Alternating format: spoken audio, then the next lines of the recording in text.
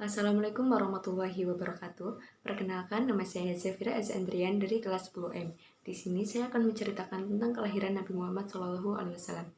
Jadi, Nabi Muhammad lahir pada tanggal 12 Rabiul Awal tahun 571 Masehi, tepatnya pada hari Senin di kota Mekah.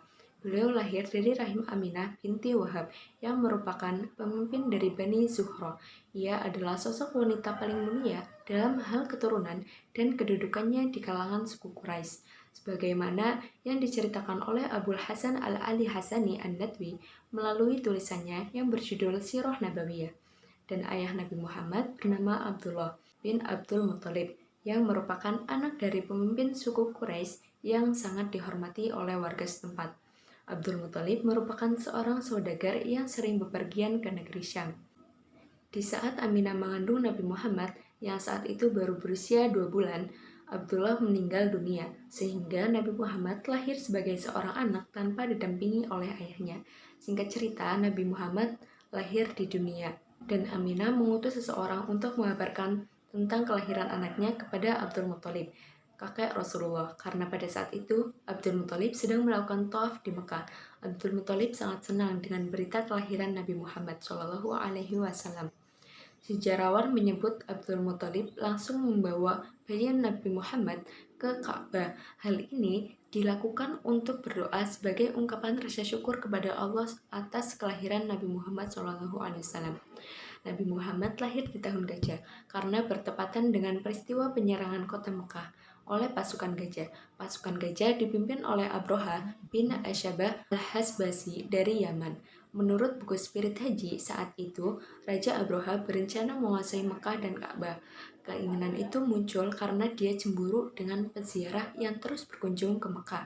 Untuk mendapatkan keinginannya itu, Raja Abroha mengerahkan pasukan gajah yang jumlahnya cukup banyak.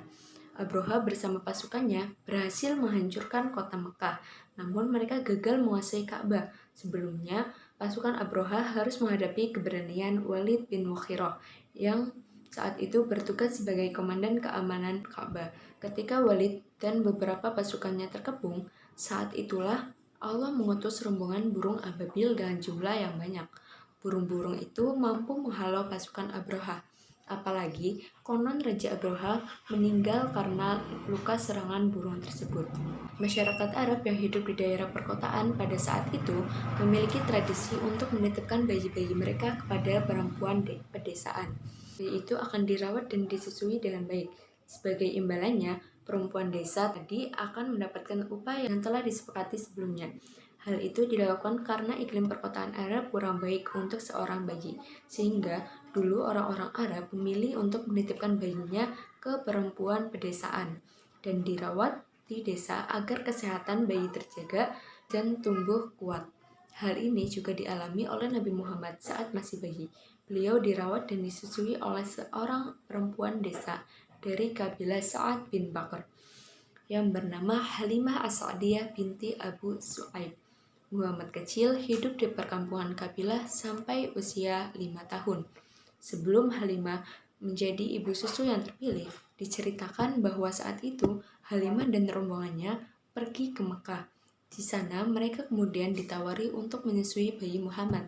Namun rombongan Halimah menolak tawaran tersebut. Mereka beralasan bahwa Muhammad saat itu adalah seorang anak yatim, sementara mereka membutuhkan imbalan dari ayah sang bayi.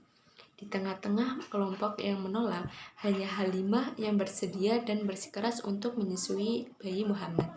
Hingga akhirnya Halimah dan suami berhasil membawa sang bayi pulang. Pada saat berusia 5 tahun, Muhammad kecil sudah kembali ke rumahnya. Ia mulai kembali hidup bersama ibunda dan kakeknya.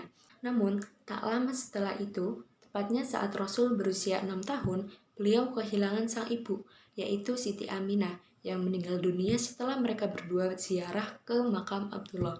Aminah dikabarkan jatuh sakit sebelumnya dan dikuburkan di sebuah desa bernama Abwa. Alhasil, Nabi Muhammad kembali ke Mekah bersama Ummu Aiman, yaitu sosok pelayan di keluarganya yang kemudian dianggap sebagai saudara sendiri oleh orang tua Nabi Muhammad. Sepeninggal ibunya, Nabi Muhammad diasuh oleh Abdul Muthalib, kakeknya. Demikianlah seorang Nabi Muhammad yang masih berusia 6 tahun sudah harus menjadi seorang anak yatim piatu tanpa kedua orang tuanya. Hal ini membuat Nabi Muhammad dirawat sepenuhnya oleh Abdul Muthalib yang sangat menyayangi Nabi. Muhammad kecil hidup bahagia dalam asuhan Abdul Muthalib dan Ummu Aiman. Namun seakan kebahagiaan tidak berlangsung lama, 2 tahun kemudian Muhammad kembali kehilangan seseorang yang istimewa baginya, yakni sang kakek Abdul Muthalib. Tidak dibayangkan bagaimana kesedihan seorang anak berusia 8 tahun tersebut.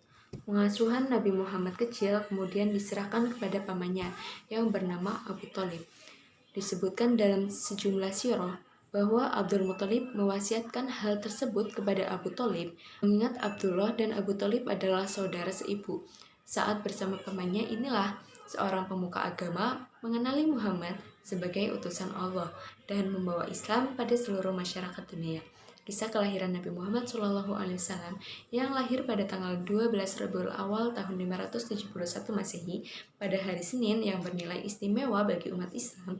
Sebab itulah kita juga mengenal amalan puasa Senin Kemis, sebagaimana yang dicontohkan oleh Rasulullah SAW. Itu saja cerita dari saya, kurang lebihnya mohon maaf. Wassalamualaikum warahmatullahi wabarakatuh.